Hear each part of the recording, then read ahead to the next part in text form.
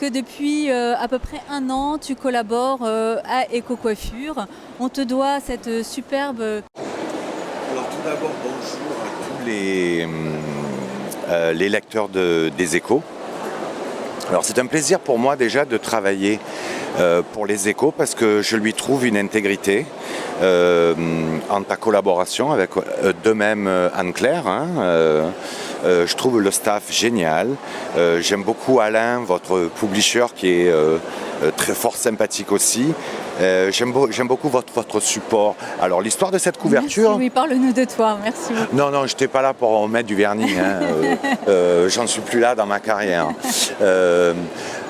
Pour parler de cette aventure de couverture, elle est quand même assez particulière, Emmanuel, parce que lors de notre séance photo, le 2e jour donc, après la série Couleurs, nous considérions que nous avions notre cover en fait. Voilà. Et puis quand nous étions en train de ranger ce studio, notre modèle a saisi une perruque qui se trouvait sur une des tables où mon assistante rangeait son matériel. Elle se l'est mise sur la tête, elle a commencé à se faire des selfies. Non. Ouais. Mais Tu nous m'avais avions... jamais raconté ça. Non. Mais nous avions terminé le shoot. Ok. On n'était plus là-dedans. Et ce qui a été très curieux, c'est que par expérience, par intuition, nous sommes regardés avec le photographe Nick Norman, qui a réalisé les photos, qui est un mec génial, un jeune, vraiment un type super, qui a un œil extraordinaire. Et on s'est regardé complices et on s'est dit « Oh, il y a peut-être quelque chose à faire là ». Donc on lui a dit « Écoute, descends ton t-shirt, pas trop bas, mets-toi vite contre le mur, nous n'avons pas encore rangé les lumières ». Et en fait, on a dû shooter 7 ou 8 frames. Grand max, frame sous-entendu, clic. Et bon, puis on range et puis tout le monde part. Arrive l'editing. Et cette image-là traînait dans l'editing et Nick, le photographe, me dit « Bon, qu'est-ce qu'on fait Nico ? On leur montre pas ça ?» Je dis « Non, tu leur donnes pas. » Et puis, parce que c'est pas une cover, c'est pas un truc comme ça. Et puis, lors de la livraison des images que tu as reçues, donc, on y a adjoint cette image en se disant c'est pas de la couleur, c'est pas un sujet couleur, ça sera jamais une cover, etc. Et curieusement, Nick me disait si c'était une cover, ça serait cool. Et je lui disais non, quand même pas. Et puis quand on t'a envoyé cette couverture, je me souviens de ta réaction. Et il faut savoir que cette réaction, elle remonte quand même à quoi ? Oui, quelques mois là déjà. Juin fin mai. Oui, fin mai, c'était le 25 mai. Oui. C'était le 25 mai. Quelle mémoire. Et c'est à ce moment-là, vraiment venant de nulle part, on aime quand même beaucoup la noir et blanc. Et c'est marrant parce que c'était vraiment quelque chose de fait à la dernière seconde. Mais tu sais que... C'est souvent comme ça que ça se passe dans les plus belles couvertures de Vogue, voilà. Les plus belles couvertures du Bazar ou du Elle, parfois se passe comme ça. Nous venons de perdre un très grand photographe de mode, oui. Peter Lindbergh, qui lui était un grand spécialiste de ce qu'on appelait le snapshot. Le snapshot, ce sont des instantanés, des moments non contrôlés, qui deviennent uniques par ce côté insaisissable, mais que certains œils avertis derrière une caméra savent créer et peuvent piéger. Moment, exactement, c'est la magie du moment. Et en fait, sur cette couverture, nous regardions le modèle, Laurine, se faire des selfies comme ça, avec cette perruque en train de dire « Mais pourquoi tu l'as pas mise dans l'histoire ? Mais pourquoi tu l'as pas photographiée ?» C'était pas mon but de la photographier, puis c'était pas l'idée. Et on regardait, puis on s'est finalement regardé, puis on s'est dit « Bon, elle est contre le mur. » Sait-on jamais. L'instinct, probablement, coiffeur studio. Et en même temps intemporel. Oui, puis il y a puis elle a quelque chose. Moi, ce que j'aime beaucoup, c'est ce côté de lumière triangulaire, comme si elle allait bavarder, mais il y a un anonymat, puis il y a en même temps une douceur, puis il y a de la structure, de la géométrie. Tout à fait. Et puis cette couleur qui arrive aussi. Oui, qui chute un peu comme une fontaine d'en haut, oui. C'est ça, ouais. Tout à fait.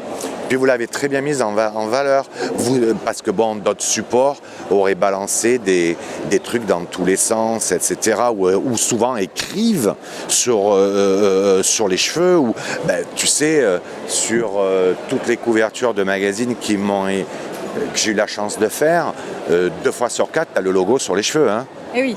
Alors bien sûr, c'est flatteur d'avoir des couvertures de Vogue, de Bazar, du Elle ou je ne sais quoi, Voilà. mais 3 fois sur 4, tu as un logo sur les cheveux. C'est la difficulté, effectivement, Ouais. pour les coiffeurs de valoriser les cheveux dans un shooting. C'est pas toujours ceux qui sont sur le devant de la scène, J'ai malheureusement. peut-être pris ma revanche sur cette cover des Échos.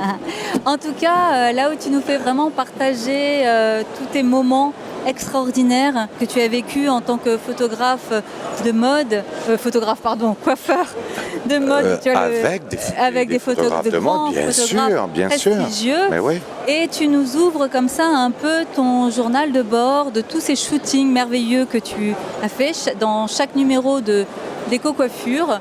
On a un behind the scenes consacré à Nicolas Djandjak. Donc là, voilà, à chaque fois c'est une histoire. Il nous raconte les coulisses. Donc je voulais te remercier parce que je sais que ce sont des moments très attendus et qui nous fait participer aussi à ce métier, aux coulisses de ce métier qu'on ne connaît pas, on ne devine pas quel est le travail, à quel point ça demande... Une expertise. Voilà, une expertise. En quelques mots, donc toi tu as 30 ans d'expérience 34 ans d'expérience en studio, on va dire publicité, célébrité, Fashion Week, que je fais beaucoup moins maintenant parce que je n'ai plus le temps de faire ça, mais je continue toujours les studios avec autant de saveur, je dirais. Mais pour te faire une anecdote très rapide et te raconter une anecdote très rapide, dès mes premiers shootings en 1987, en 1988, je m'étais acheté un petit livre chez Sennelier. Et les photographes jetaient les Polaroids dans les poubelles en fait. Ouais. Et je me souviens qu'à la fin du shooting, quand je voyais arriver la femme de ménage et qu'elle retirait le sac, je dis non mais attendez madame, attendez.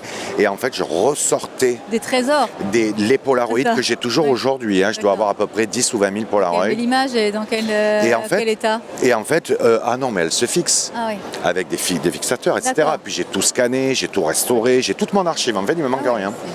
Et en fait je prenais toujours l'habitude de coller des Polaroids en 4 comme ça et d'écrire mes commentaires du shooting.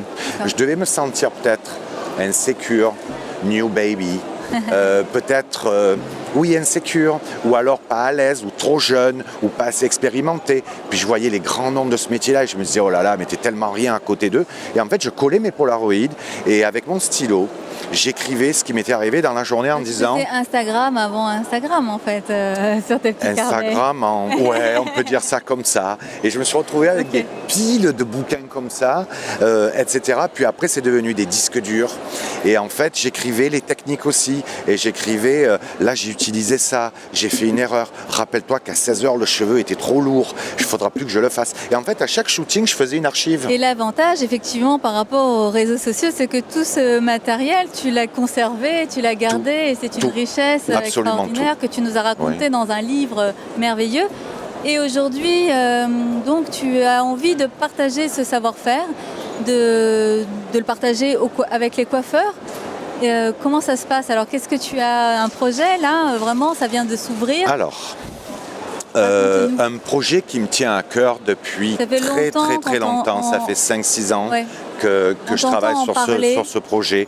Et comme tous les projets, l'année prochaine sera la bonne année. Et chaque année prochaine, maintenant, on se retrouve à 6 ans d'échéance. Et finalement, ce projet a pris jour le 28 août. Qu'il est bien monté. Oui, je ne suis pas parti en vacances. J'ai travaillé depuis l'année dernière. J'ai décidé sciemment d'arrêter un peu ma vie dans les aéroports et sur les planètes. De voyager sans arrêt, vivre dans des aéroports. Et donc, j'ai mis au point ce projet-là, qui est en ligne là, où je propose des masterclass d'une journée, que j'appelle ça démo. Et je propose des ateliers de 1, 2, 3, 4 jours grand max. Pour l'instant, je n'ai mis que 8 démos et 7 ateliers parce que ça s'emballe déjà très fort, mais bon, l'idée c'est d'avoir 40 ateliers, d'avoir 50 démos, de suivre les Fashion Week, de reproduire les looks, etc. Mais pour l'instant, nous travaillons sur mon archive. Et donc, ces ateliers se présentent sous 5 niveaux de difficulté. Alors, il y a un atelier niveau 1 pour ceux qui démarreraient dans la coiffure ou qui souhaiteraient devenir un coiffeur. Super pro. Il y en a pour eux aussi. D'accord.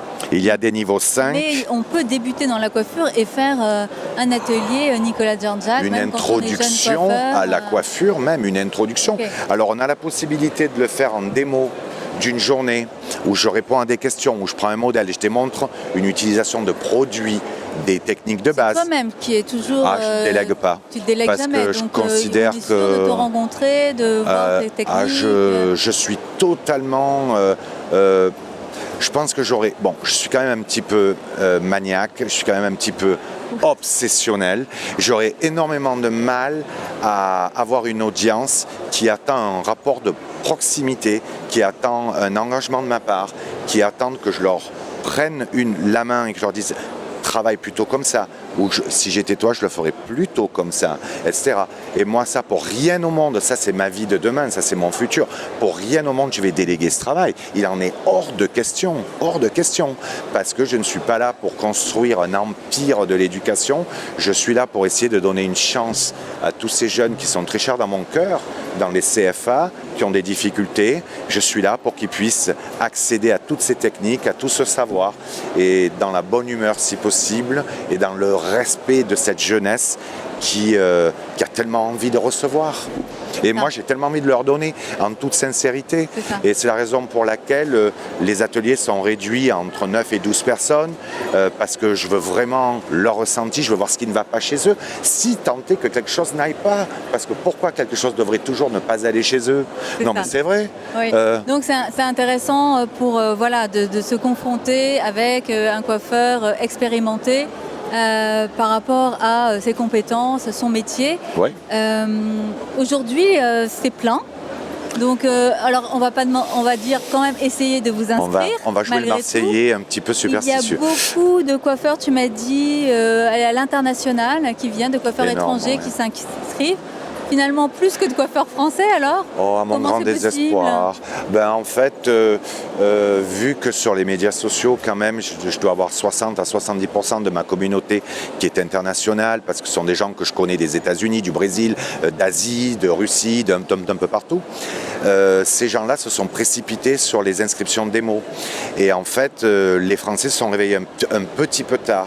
Et pour un respect quand même de public, ne pas en faire venir 60 pour ne pas qu'il n'y ait pas assez de questions ou pas assez d'interactions, je me suis limité